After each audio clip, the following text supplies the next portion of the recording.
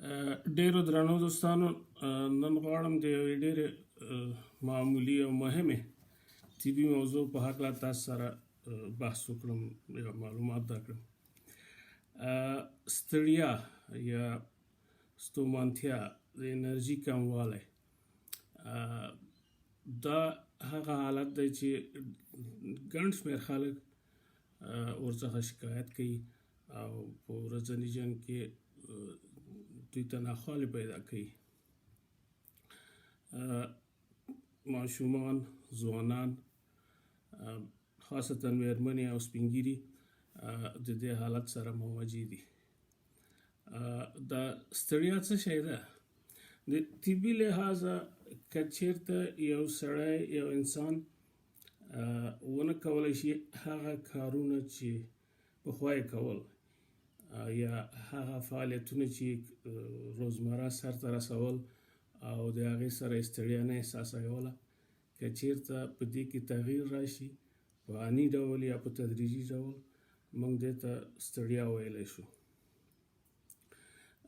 ستړیا یوه خاصه ناروغي نه ده، بلکې د ډېرو مختلفو ناروغیو یوه علامه یا په اصطلاح سمپټوم ګڼل کېدی شي یا یو عرض دی.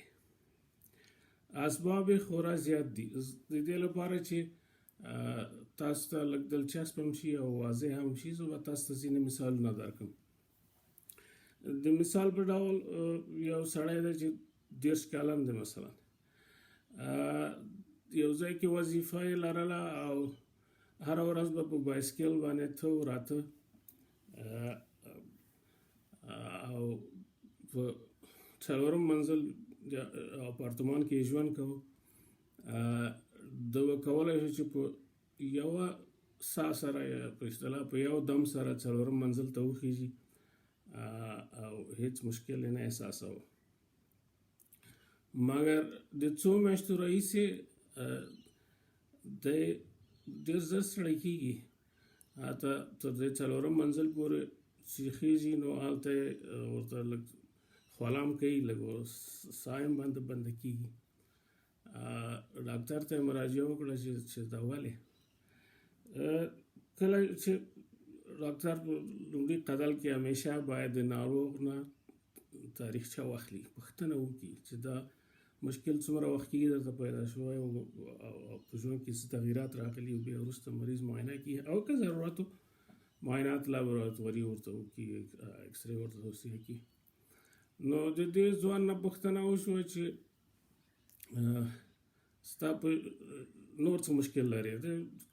هېڅ مشکل نه درلود، هېڅ بله ناروغي هم نه لرله او کاملا روغ جوړ، هېڅ دوا هم نه اخلي، کله کله ویټامینونه اخلي او بس.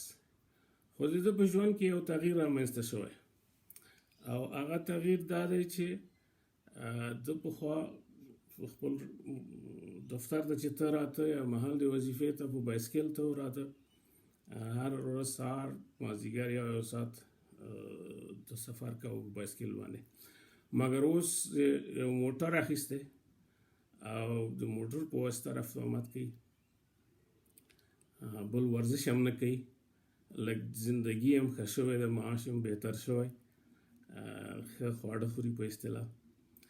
نو چې د ده په معایناتو کې معلوم شو چې د ده وزن په تیرو تقریبا یو کال کې 15 کیلوګرامه وزن زیات شوی. دلیل هم دا و چې دی نه ورزش سپورټ نه کوي او غذا هم ډېره خوري، په موټر کې ګرځي، هر ځای ته چې ځي په موټر کې، پخوا یا په بایسکل یا په پیاده ته، او د هغه انرژي د بدن کې ذخیره کېږي، د وزن زیات شوی. نو دا یې ځان سره دا ځوان هر ورځ هر چیرې چې ځي 15 کیلوګرامه اضافي شیان ځان سره وړي. نو دلیل یې دا شو چې د یوې خوا نه د وزن زیات شوی دی، د اضافي وزن ځان سره وړي، له بلې خوا نه د سپورټ نه کوي، ورزش چې بایسکل رواني و هغه یې اوس سرته یې نه رسوي، په لحاظه د احساس د ستومانتیا کوي. په دې خاطر چې د دې تشویش رفع شي. یو ډېر جزئي معاینات د وینې هم ورته وشو چې هغه هم نارمال و او دلته مشوره ورکړل شوه چې وزن کم کړي، هم غذایي رژیم مراعات کړي، هم د بایسکل ځغلول بیا شروع کړي یا یو بل سپورت وکړي. او څو میاشتې وروسته د ده حالت ډېر ښه شو، ډېر خوشحاله. نو تاسو ته په دې وسیله تاسو به متوجه شوي یاستئ چې یو عادي تغییر په ژوند کې هم د ستړیا سبب کېدای شي. ستړیا د عمر او د جنس پورې کلک تړاو لري. ماشومان هم کله ستړي کېږي، په اصطلاح د ستړیا احساس کوي. یو ماشوم دی چې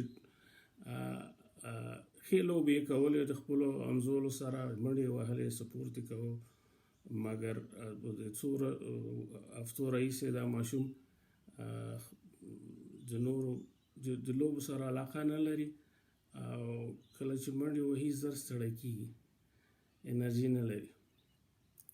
خو داستان به یې نه اوږدوم. د دې ماشوم چې کله معاینه که معلوم شي چې دی کم خونه دی، وینه یې کافي نه ده او د دې کمخوني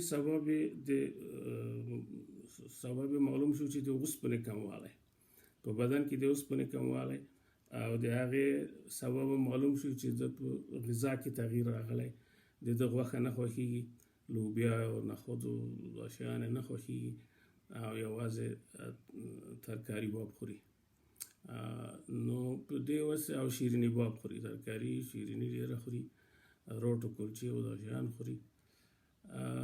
په دې وسیله د هغه رژیم اصلاح کړی شو او ماشوم کاملا صحتمند شو. یو دوست دا پوښتنه هم کړې چې آیا د سرطان ناروغي د ستړیا باعث کېدای شي؟ ځواب دی هو، ولې نه. ټولې مزمنې یا اوږدمهاله ناروغۍ د ستړیا سبب کېدای شي، خاصتا سرطاني ناروغۍ د ستړیا یو ستر عامل دی. بیا به ښه وای دا چې یو مثال کې ته تشریح کړو. یو 40 کلن ځوان شکایت لري د ستړیا نه. د په تاریخچه کې ته وایي چې زه بواسیر لرم، خونریزي راځي او بیا زه یو ملام یو شی دواخانې نه اخلم، مخکې کېږم، نور هېڅ مشکل نه لرم.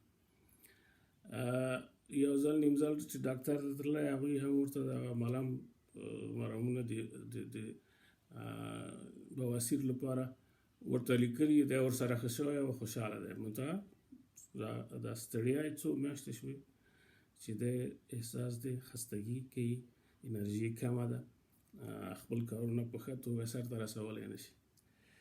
خو په تاریخچه کې د کوم بله سابقه یې بله ناروغۍ نه لرله. کله چې معاینه شو نو هم په معایناتو کې هم داسې کوم خاص تغییرات وجود نه درلوده چې پیدا شي. فشار و نبض یې دا ښه و، شش و، قلب دا هم ښه و، ګېډې هم کوم مشکل نه درلود.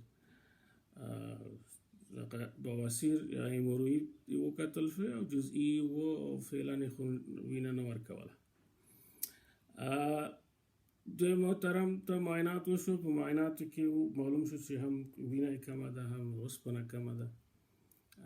دته مشوره ورکړل شوه چې دی باید حتما د معده او د کولمې د کمرې په واسطه د داخل نه معاینه شي. دته مشوره ورکړل شوه چې ورشي یو ګاسترونټرولوګ یا د هضمي جهاز متخصص وګوري. ما ورته خط ورکړ مګر دا ځوان ونه منله. ډېر مې په تاکید وکړ چې ګوره دا کېدای شي چې د یو دغه خونریزي چې ته لرله او دا ستړیا چې ته لرې، دا کمخوني چې ته لرې، دا کېدای شي چې د کومې خطرناکې ناروغۍ او علامه یي. کېدای شي چې کوم معده کې یا ستا په کولمو کې کوم سرطان موجود وي او که دا اوس په مقدم ډول باندې تشخیص شي، مثلا د کولمو سرطان یي او تشخیص کړی شو او ته ورشې یو جراحي ډاکټر ته او دغه کولمې هغه قسمت قطع کړي او ته به کاملا روغ شي. خو زه دا خبره ونه منله. څو میاشتې بعد بیا راغی، حالت لا نور هم وخیم شوی و او بالاخره راضي شو چې باید معاینات تکمیل کړي. کله چې معاینه وشوه په غټو کولمو کې سرطان موجود و.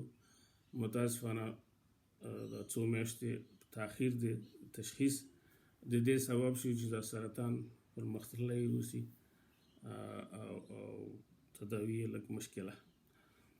دغه راز نور سرطانونه هم تقریبا ټول ګوره یو ماشوم